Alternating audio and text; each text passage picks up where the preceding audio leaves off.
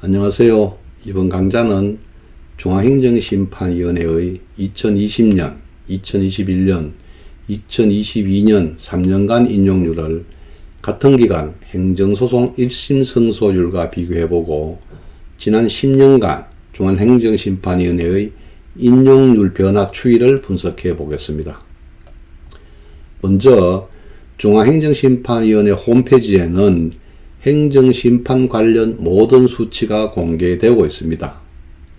금년도 이전의 현황은 연도별로 공개가 되고 있고 금년도 현황은 실시간으로 공개되고 있습니다. 공개되고 있는 현황에는 인용률도 당연히 공개되고 있는데 이를 행정소송 1심 판결의 원고 승소율과 비교해 보겠습니다. 비교에 앞서 중앙행정심판위원회의 인용률 계산하는 방식을 알아보겠습니다.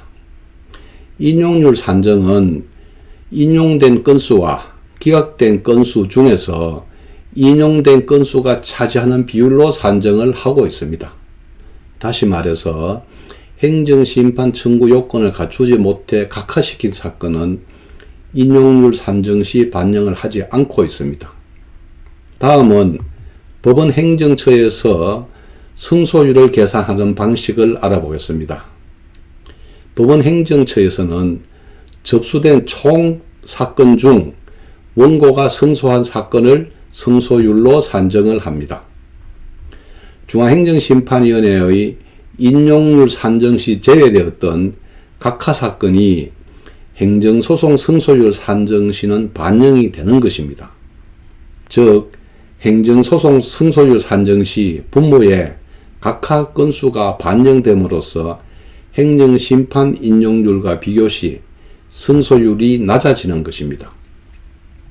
그러므로 중앙행정심판위원회 행정심판 인용률과 법원 행정처의 행정소송 1심 승소율을 비교하기 위해서는 기본적인 자료에 대한 보정 작업이 되어야 합니다. 행정소송 승소율 계산 시 각하 사건을 제외하고 다시 계산을 하여야 하는 것입니다. 그럼에도 시중의 행정심판 해설책자 대부분이 이 보정 작업을 하지 않고 사법영감에 기록되어 있는 승소율을 그대로 인용하여 행정심판 인용률과 비교함으로써 행정소송 1심 승소율이 낮게 표현되고 있는 오류를 범하고 있습니다. 본 강좌에서는 행정소송 1심 승소율을 각하 사건을 제외하고 다시 보전하여 비교해 보도록 하겠습니다. 행정소송 1심 판결의 승소율입니다. 2020년 승소율이 21.7%이고 2021년, 2022년은 각각 22.2%입니다. 다음은 중앙행정심판위원회의 인용률을 보겠습니다. 2020년의 인용률이 8.6%이고 2021년은 10.3%이며 2022년은 8.6%입니다. 이를 같이 비교해 보겠습니다. 그래프의 푸른색은 행정심판 인용률이고 붉은색은 행정소송 1심 승소율입니다. 행정심판 인용률이 행정소송 1심 승소율의 절반이 되지 않습니다. 행정심판은 행정청의 위법 부당한 처분으로 권리를 침해받은 국민을 위한 권리 구제 절차인데 행정소송에 비해 이렇게 인용률이 낮습니다. 다음은 중앙행정심판위원회의 지난 10년간 인용률 변화 추이를 살펴보겠습니다. 지속적으로 우하향 그래프를 그리고 있습니다. 주목할 것은 중앙행정심판위원회의 인용률이 2014년 17.7%를 정점으로 인용률이 계속 낮아져 2023년의 경우 지난 10년간 가장 낮은 인용률인 7.2%에 머무르고 기각률이 무려 92.8%에 달하고 있다는 것입니다.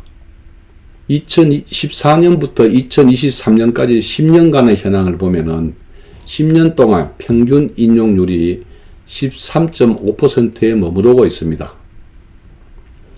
국민들이 이렇게 낮은 인용률을 나타내고 있는 중앙행정심판위원회에 권리를 구제받기 위해서 행정심판을 청구하는 것이 맞는지 생각을 해보아야 할 과제입니다.